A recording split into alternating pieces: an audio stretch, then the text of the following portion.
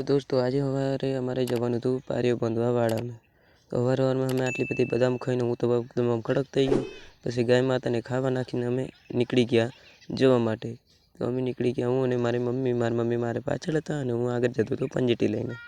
અને મસ્ત વાડામાં બૂમો મારી મમ્મી પાડતી હતી, હું મસ્ત હેંડતો જતો હતો।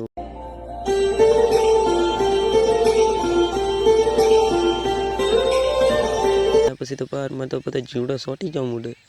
મૂડે સોટ્યા પછી તો હેંડતો જતો હતો અને મારા મમ્મી કઈ વાતો કરતી હતી। પછી આગળ મારી મમ્મી આવતી હતી મારી પાછળ અને હું જતો હતો।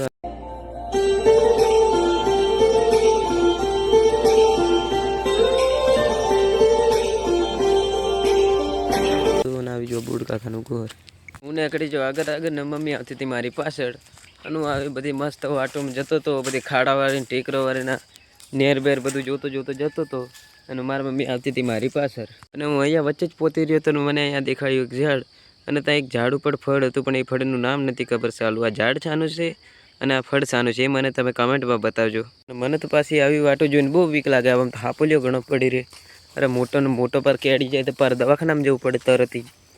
આવી વાટો પર ખાડો ટેકરો અને મમ્મી આવતી હતી આ પાછળ, જતો તો ટેકરમ ને તો ખાડો પડી ગયેલો, તારું મજ પડી ગયું તો પાર ખાડો ટેકરમ પર વાંભળીને વાસણ પોસણ બધું જતો તો નેર ને એમાં નેર પરીને આવી ગયું આગળ કાકાનું ઘર। અને અહીંયા તો એકદમ ખુલ્લું બધું, એકદમ મસ્ત બધું ઠંડુ લાગે। તો બધી એટલી મસ્ત મકાઈ ઉગેલી હતી ને હજી સાઈડ બધું ખાલી હતું ને અમે હું વચ્ચે જતો હતો પારી પર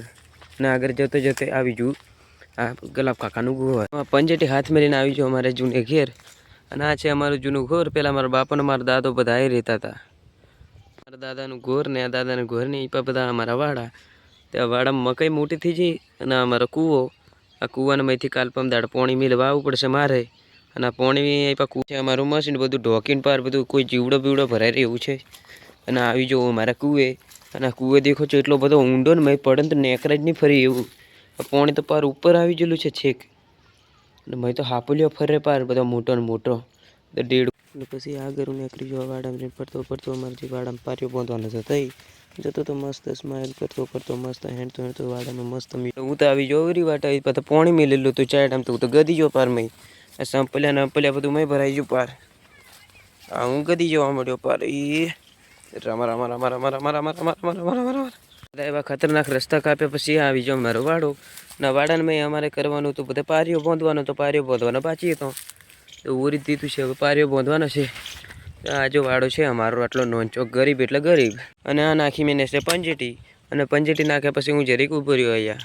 ને એટલા મારી મમ્મી આવતી હતી એ પછી મારા મમ્મી આવતા હતા એટલા મેં આ બધો બોરો અને મને સીટેરીને દેખાતું હતું કે પાકી જી હે બોર, એટલે હું જતો હતો બોર બાજુ અને બોર ગમ આવ્યો હું આવી જાઉં બોરે, અને બોરે આવી જોયું તો તને અસત પડેલો તો બોરો એટલે બે વેણે એક બે બોરો, આ વેણે લીધો મેં એક બે બોરો અને બોરો વેણીનું ખાવા મળ્યો બોરો એમ પહેલું જ બોરું ને કર્યું ચીડેલું, અને હું બોરો ખાતા પછી આવી ગયા મારી મમ્મી, અને મારી મમ્મી આવી એટલે મને લાજ બી એટલે હું લાગી જાઉં ફટોફટ કોમે એકદમ સ્પીડ મેં, ને એટલી વાર મેં આટલો બધો પારિયો બાંધી દીધો, એક પારી કરી દીધી નેગ, અને મારી મમ્મી તે બાંધતી હતી હું એ ઊભો હતો, અને એટલું બાંધ્યા પછી મને તો લાગી ગયું થાય એટલે હું આવી જાઉં જરીક છોડે, અને છોડ્યા પછી એટલી બધી ગરમી લાગતી હતી ને બહાર ઘણું કેડતું હતું, એટલો બાંધેલો અમે પાર્યો, અને પછી હું જોવા મળ્યો મારી મમ્મી ગમ બીજું પાર્યું કરવા। बहुत गर्मी है तेरे में, गर्मी देखी खा। મને તો લાગી ગઈ પછી બધી ઘણી બધી ગરમી, તો હું અહીં આવતો રહ્યો તો મારી મમ્મી તો પારિયો બાંધતી હતી અને થાકી નહીં લાગે, અને હું તો પાર થાકી ગયેલો તો પછી રહ્યો જરીક ઊભો રહ્યો તો મેં પછી જોયું તો મારી મમ્મી તો પારિયો જ બંધ કરે તો ઊભી નહીં રહે પૂછી, પછી એ લાગેલો તો કાચો બોર હતો, હું જરીક આમ કેમેરામેન બની ગયો, ઉતારવા મળ્યો મસ્ત વિડીયો જબરજસ્ત।